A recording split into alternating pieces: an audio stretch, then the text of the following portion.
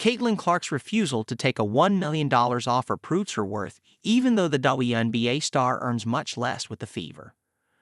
The Unrivaled League starts on 17 January and will run for 9 weeks. The year 2024 was monumental for Caitlin Clark, filled with individual accolades that I'll get to later. However, she didn't win a team title, as the Iowa Hawkeyes fell to South Carolina 87-75 in the national championship, their second consecutive championship loss after falling to Angel Reese's LSU in 2023. With the Indiana Fever, Clark was eliminated in the first round by the Connecticut Sun. Despite that, she led the team to their first playoff appearance since 2016 and posted their highest win total, 20, since the 2015 season, when they won the championship under Stephanie White. White returns as the Fever's head coach in 2025, raising expectations for both Clark and the team. Caitlin Clark's salary offered and denied for the Unrivaled League. The WNBA season ended in October, and the next one begins in May, leaving Clark nearly 7 months without high-level competition. The gap could have been shorter had she chosen to participate in the inaugural season of the Unrivaled League, which will feature 36 WNBA players divided into 6 teams of 6, competing in a brand new 3v3 basketball format. League president Alex Basil, who is married to Nafisa Collier, one of the league's founders along with Brianna Stewart, commented on Clark's absence. "Anyone in our position would want Caitlin 100%. It's clear what kind of number she brings. She's an outlier."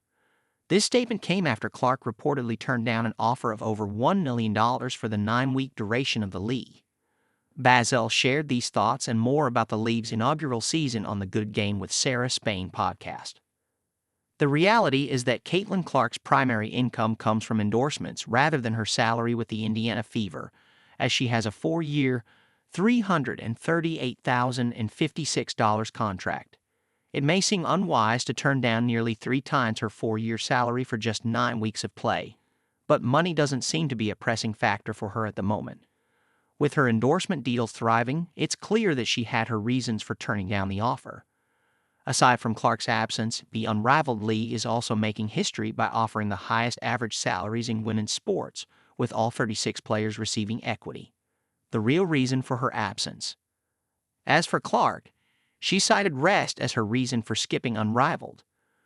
Prior to her elimination with the Fever, she'd only had a brief break during the WNBA's Olympic break in 2024. Clark hasn't had that kind of downtime since her junior season in 2023, as she navigated a packed schedule that included NCAA games, a loss to South Carolina in the college final just days before the WNBA draft, preseason games, the regular season, and the playoffs. After an exhausting year of individual accolades and record-breaking performances, she's earned her rest, and let's remember she is only 22. But in 2025, Clark will undoubtedly prioritize winning with her team over personal accomplishments. Clark is undeniably a sports phenomenon and a role model for future generations of women who aspire to reach the pinnacle of athletic excellence. Her influence played a major role in the WNBA's record-breaking 2024 season in terms of viewership, attendance, and merchandise sales, among other milestones. Let's hope she can avoid injuries and have a historic career. For now, let's give her time to continue to amaze us.